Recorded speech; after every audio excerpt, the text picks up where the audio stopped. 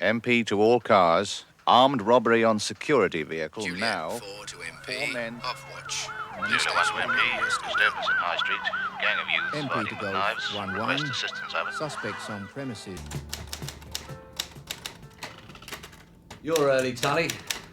Where is everyone? Out on a case, Sergeant. Chief Inspector wants you to follow. What kind of case? Dunno. He called out names and everyone went. Said I was to wait for you. All right, let's move. Oh, and there was a call for you. Look, make up your mind. Well, do I make the call or do we go on the case? He said it was Harry and he wants you to phone him. If we're to get along, Tully, you have to learn priorities. If it's Harry, the call comes first, and I follow Mr. Roach afterwards. Right, Sergeant.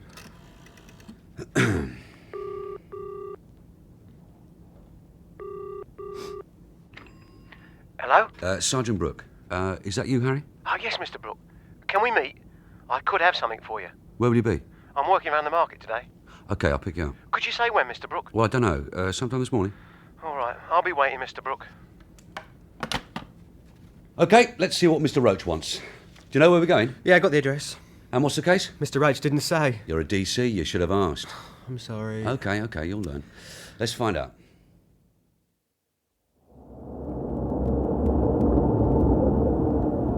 Place is called SL Warehousing. And that's it, just ahead. Not much of a place.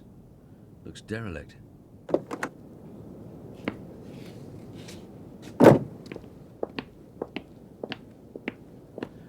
Door locked. No, Sergeant. Then let's go in.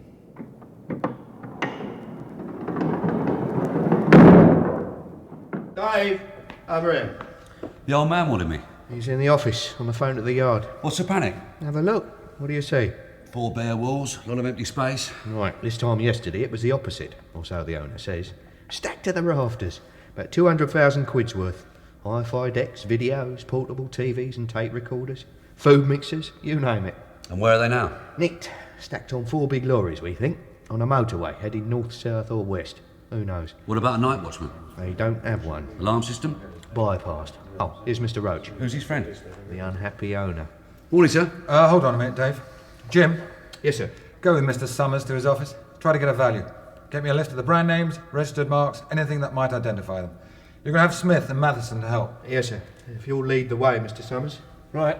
Anything I can do, sir? Not much. We finished a door-to-door around the street. Well, if they used 4 big trucks, someone must have heard something. Oh, they were heard all right. Started at midnight and went on till 2. They made so much noise the neighbours thought it had to be honest. Rush order, night work, you know.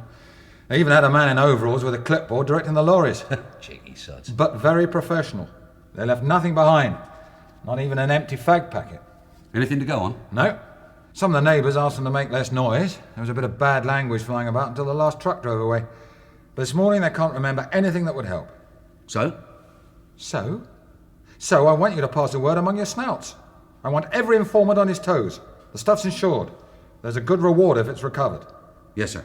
And we meet in my office at 4:30. Right. Tully, Coming, Sarge. have you any good snouts down in Southwark? 1 or 2. What, should we go there now? No. First we go to the market. Where do you want me to park? Stop by the post box. The man I want to speak to is standing by it. Harry, get in quick. Come on. Yeah, what's happening? God, blimey. You gave me a turn, Mr. Brook. I thought I was being hijacked. Who'd pay money for you? Oh, very funny. Tully, slowly round the block. You've got a new driver? Yeah. Now listen, there was a job last night. Any talk in the market? Yes, Mr. Brook. Like what? Someone had it easy. Are we talking about the same thing? Warehouse in Oughton Road? Not that I've heard. Then you better find out. Yes, Mr. Brook. You could do yourself a bit of good. The stuff's insured and it can't be that far away. Now, what was it you had to tell me? It'll sound daft after that. Well, try me. It's doing you a favour, really. You know Hamill Street? Yeah, I know some villains who live there. No, not them, Mr. Brook. There's a little corner shop. Yeah? It was done on Sunday night. You phoned me about a corner shop? That's doing me a favour? No, listen, Mr. Brook. It's run by old Ma Gregg. She's been there for centuries. Does a bit of fortune telling on the side. She's known everybody since they were kids. Knows the villains, knows their wives. Does a bit of money lending, so she knows who's hard up, who's just had it off. Well, if she knows all that, she knows who did her shop. It wasn't local. Nobody around there would dare do old Ma Gregg. She knows where too many bodies are buried. We haven't had a complaint from her. She wouldn't, would she? But she knows it wasn't local. Whoever it was took her savings. But they didn't have to kill her cat. They what? Killed her cat. It was her best friend. If you found out who did it, she could be useful to you. If you get me word on that warehouse, you could be quids in. Big reward. Tully, pull up at the corner. Right.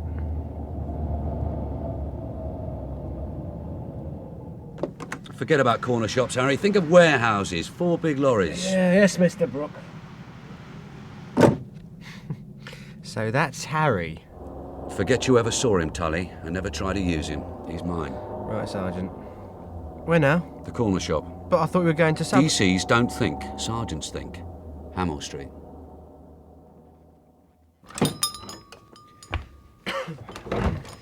Yes? Can I help you? You're Mrs. Gregg, I believe. Ma Gregg? Yeah. And you're the law, aren't you? Yeah. Tell 'em a mile off. I'm Sergeant Brook, and this is my DC. Right. What can I do for you? It's what we can do for you, Ma. You've had a break-in. How do you know? You've just told me. We've got a right clever one here, haven't we? I'm told he killed your cat. That's right. Wasn't enough to rob the place, he had to do that as well. So, you'll tell me what happened? It was on Sunday night. I sleep upstairs. First I heard was a noise out the back. What time was this? About 1 o'clock. I heard the back door breaking, so I got up. Tully, have a look out the back. Okay. You were saying? I got dressed. Then I heard a screech. Oh, really horrible it was. Gave me a turn. The cat. I knew he was killing it. He went on and on. I didn't come down. I've never been so frightened. You were right to stay upstairs, Ma. What else? I heard him moving about down here. Are you sure it was just one? Sounded like it. Then I heard scraping, heavy noise. In here, then out in the yard. How long did that last? 10 minutes, quarter of an hour. I just sat shivering. Then I heard his car drive away, from the back. Did you see the car? No, Any idea who it was? wasn't a local. Let's face it, Ma. You have more shop breakers to the square yard round here I than I've had know up dinners. by now. It wasn't a local. What did he take? Safe, nothing else. No fags, nothing, just that. You had a safe in here? In the back room. It was here when I bought the place. An old one, small, but it weighed a ton. He just carted it off. Bodily pressure, Sergeant. What was? The back door, forced by bodily pressure. Took someone pretty hefty to do it. And to move the safe. Wonder how he did it. There's an old chair in the yard, could have used that. I suppose so. What was in the safe, Ma? Miss Savings. How much? I don't tell nobody that. Enough to need a safe. You ask too many questions. It's my job, Ma. Let me have a look at your hand. You what? Your hand. I want to know if I can trust you. Tell your future, too. Tully, show Ma your hand. What, me? Yeah, have your future told. If you insist, Sergeant. Come on, your right hand, let's see it. Yeah. What you called, son? DC Tully. No, your first name. Oh, Jack. All right, Jack, let's have a look then. You've had a bit of luck recently. Nothing big, but something you wanted. A change of job, a change of place. Yeah, that's right, yeah. But it hasn't all been going your way. Well, this line here shows you've been having a bit of difficulty with someone close to you. Is that right? Well, could be. Hey, Sergeant. Yeah, I wonder who. And I see a bit of danger for you here. Not so far off. Could be a hospital. But you'll come through it if you take care. After that, a bright future. And something you want very much, something you're looking for will come your way. Don't tell me. My one premium one's going to come up. Now, Sergeant, what about you? No, Ma. Oh, go on, Sergeant. It doesn't hurt. No, thanks. Now, Ma, are you going to tell me what's in that safe? Only when you find who took it. That's not much help. Can you describe the safe? Well, it's green, fairly small. Got a brass plate that says Crown Safe 1904. Not exactly the Bank of England. No, but it did me. You still have the keys? And I'm keeping them. Is there anything else you know that would help us? No. All right, we better go. Just a minute, sir. Yes, Tully? Something I want to buy. Could I have some of those, Ma? Gobstoppers? Of course you can. Gobstoppers? Yeah. I haven't had them since I was a kid. Always wanted to try them again. How many? Quarter? Yeah. Lovely. There you are. How much, Ma? Remember what I read in your palm. Something you want very much will come your way. Well, here it is, a present from me.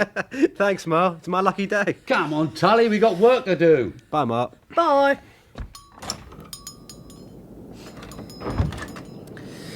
It was still out in the backyard, Sarge. What was? Her cat. Still lying there. Bit of a mess. Nearly every bone broken in its body. What kind of person would be kinky enough to do that? Oh, some sort of weirdo. And big, too, to handle that safe. Yeah. She was a bit cagey about the safe. You spotted that too, did you? Where to now, Sarge? Fancy a bite to eat? No, thanks, Sarge. I've got these. Want one? Gobstoppers? No, thanks. I'm talking about real food. Oh, great, Sarge. Just like being a kid again. Well, come with me and I'll buy you a fizzy lemonade.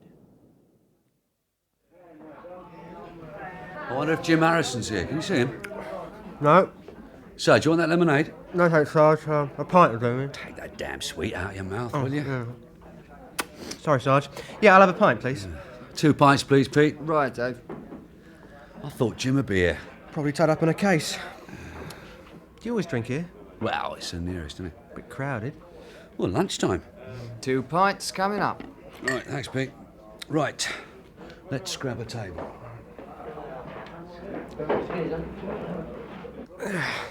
How do you reckon the old girl? Ah, she's a right old faker. But she does know our patch, and some of what she knows could be useful to us. Could you lean on her? Ah, it depends on what we find in the safe. If we find it. We should have looked at her palm. Might have given us a clue. Yeah. Ah, there's Harrison. Hey, Jim, over here. Hello. Here you are. Get yourself a drink. Oh, Tom. How long's Sergeant Harrison been in CID? About 7 years now. He's just been promoted to sergeant. Works with the Chief Inspector, doesn't he? Yeah. He must know all that goes on in CID. You know, what goes on upstairs, I mean. He could be useful to you, put in a good word for promising DCs. So get on the right side of him, like getting him a stool. Oh, right, yeah. Your change. Oh, Tom. Stall for you, Sarge. Oh, thanks, Tully. Anything new on the warehouse? Nah, not much. We know they use 2 Scammels and 2 Leylands with trailers. The word's out to watch 'em on the main roads and motorways. Have all the snouts been alerted? Yeah, but they haven't come up with anything. Have you? Nah, well, it was all round the market this morning, like a joke. Some mob has left us with egg on our face.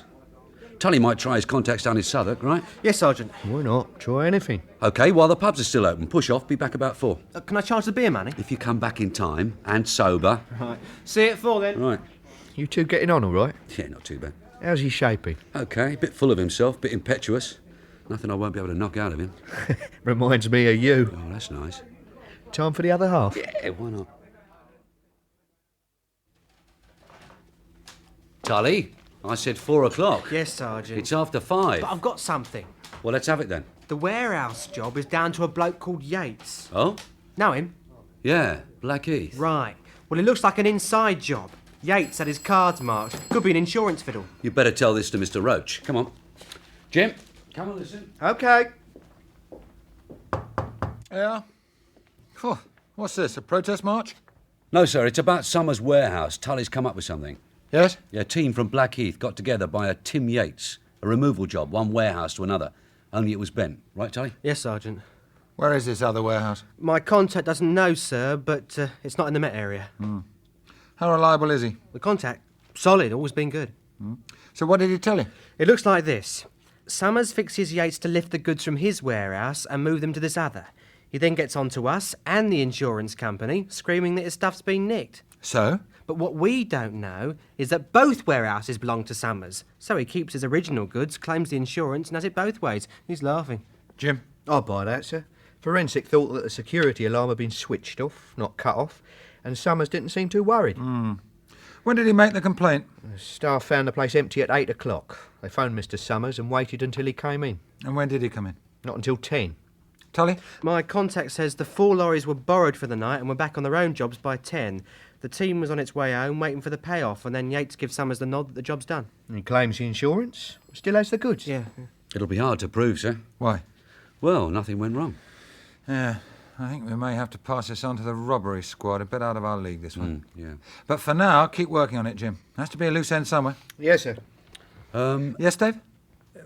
One thing that isn't on the complaint book, Hamill Street, Ma Gregg. Oh, her. What does she want? Well, she wants some help. In her turn, I think she might be able to help us. How? Well, she's in with the bricks and mortar up there, knows all the villains and their families, helps them, tells fortunes, hears the talk, knows who's in the money. Why should she help us? Someone nicked her savings and killed a cat. Her cat? Yeah, crushed it with his bare hands. Bloody sadist. Oh, you can say that again. OK, you think it's worth it? Carry on. OK, sir. Right. And let's have a result.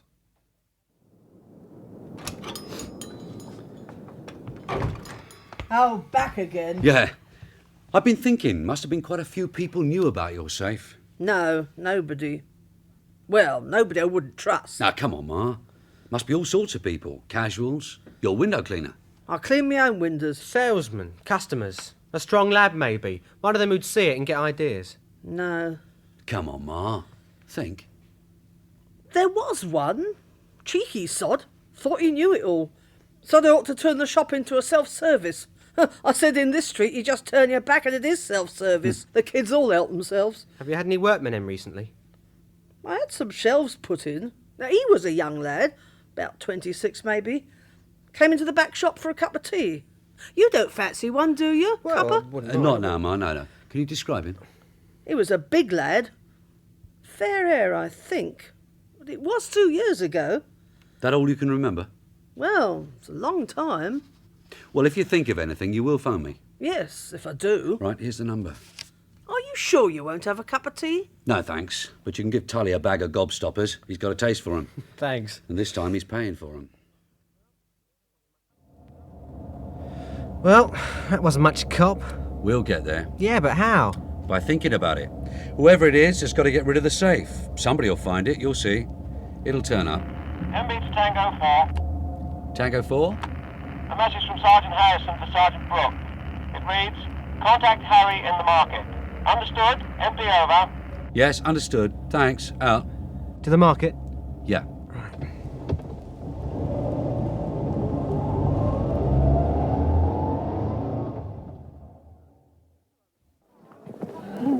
Harry, Hello, Mr. Brook. you got something for me?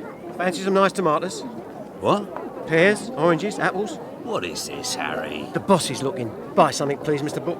I don't want to lose my job. All right, some apples. Did you see Ma Gregg?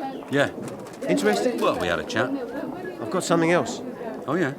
There's an old bloke in the market. Used to be a locksmith. Just makes keys now. Yeah? You might know him, Frank Hewitt. Oh, right. I heard a whisper. The bloke's been to see him about a safe. Lost the key, so he says. Can't open it. Would Frank come and look at it? A yard in Kilburn. He wants keys made? Yeah. Where's Frank now? In his shop, as usual, up the street. I know it, thanks. Here! You haven't paid for the apples. I forgot, sorry. Keep the change. Oh, thank you, Mr. Brook. Shop! Mr. Hewitt!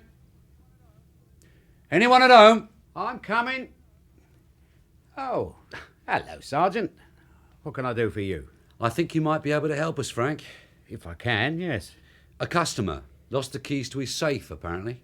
That's right. He came in yesterday. Were you able to help him? Yeah, I went over and had a look at it. No trouble. It's a right oldie. 1904. What did it look like, this safe? One of the old Crown safes. Colour? Well, they're green, aren't they? Did it have a brass plate on it? That's the one. Well, he didn't lose his keys, Frank. The safe was stolen. I know. You know? You get a feeling, don't you? Yeah. Well, can you describe the bloke? Oh, he's a big fella. Name's Stringer. This side of 30, I'd say. He owns a scrapyard, old cars, that kind of thing. Does he? Anyway, I've made the keys for him. When's he going to pick 'em up? I said I'd let him know. I always wait a couple of days. I mean, you never know, do you? No. Thanks, Frank. Well, get your keys and get your coat on. All right. Anyone fancy an apple? Jim? Oh, Tar. You want a health kick or something? No, I'm just trying to get rid of them. What's all this? Unofficial meal break? No, just some apples, sir. Have one? No, thank you. You might as well. You're paying for them. What? Expenses, sir, in return for information received. The warehouse? No, sir. Ma Gregg. I think we found the safe and the bloke to go with it in Kilburn. Could I borrow a couple of spare DCs? Oh, yes. You can have Naylor and Smith. Oh, thank you, sir. Tully! Yes, Sergeant? Downstairs you'll find a Mr. Hewitt. He's a locksmith. Coming with us. Get him and then book out a car. Right. Give us the layout of the place then, Mr. Hewitt. Well, can you see through the gate? Yeah. That shed over there at the back of the yard is the office. And that's where I had a look at the safe. Can you see Stringer? Yes. See that workman over there in the blue overalls? Breaking up that scrap with a sledgehammer? Oh, yeah. He's big enough, isn't he, Sarge? Yeah. OK, Mr. Hewitt, he's expecting you. Get him into the office, and we'll wait here outside until you're there, OK? Sure. And good luck. I mean, if he gets nasty, remember, we're right behind you. You better be. Naylor, O'Brien. Yeah? But don't make a meal of it. But as soon as they're in that shed, I want you in the yard. Stay by the gate, nicely spaced to deal with trouble. Yeah, right, Sarge. Tully, you stay with me. Yeah, well, so far, so good. He's reached him, see? They're talking. Now they're going into the shed, good. Right, they're in. Now, when you see me reach the door, you three slip into the yard.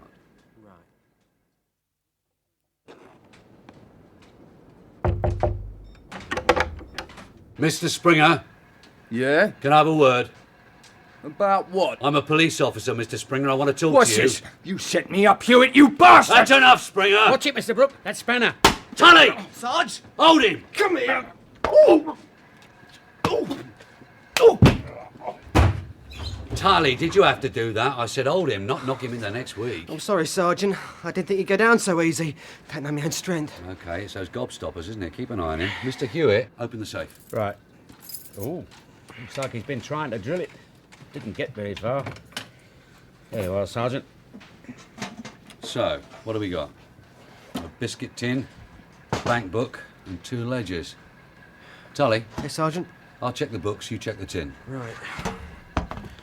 Oh, lots of money here, Sarge. 5s, 10s, some 20s. Must be about 10,000 quid here. More. The bank book says she's quite a rich old lady, and the 2 ledgers show... Sergeant, he's coming round. Springer, Yeah. Oh, what happened? we opened the safe. You've got some questions to answer. Take him outside, Tully. Come on. Any results? Our friend Mr. Springer's downstairs. He's not talking, but it's only a matter of time. What about the safe? £9,400 in it, in cash. A bank book with 32,000. And 2 ledgers showing that she lends money. With names? Oh, yeah. They show when the local villains were hard up and when they were in funds and paid back. Goes back 10 years or so. Could it prove anything? No, not without her help. Well, you could try. Right. Oh, and that warehouse job. The robbery squad have taken it off our hands now. Typical. We do all the spade work and the bloody yard take all the glory. We found your safe, Ma. Where? In a junkyard. I knew it would turn up sometime. Did you get the bloke that took it? We think so. And is he the one that killed my cat? He won't admit it, but it looks like it. Oh, we found your bank book and these. You opened the safe. Had to, Ma, to know it was yours. I'll have them. Not until after the trial, Ma. We keep 'em and we read 'em. I should have known. You're all the same, you coppers. Some interesting names in these ledgers, Ma. Details of jobs, dates. Gonna make an interesting read. Well, you won't get anything more out of me. Ma, we got your money back and we've got your ledger. You owe us one. I expect you'd like a cup of tea first. Yeah, I'd love a cup of tea. Chief Inspector Roach, Stephen Yardley, Ma Gregg, Julie May, Mr. Hewitt, Victor Madden, Harry, Summers and voice on radio, Johnny Wade, Springer and barman, William Hope. Detective was written by Robert Barr.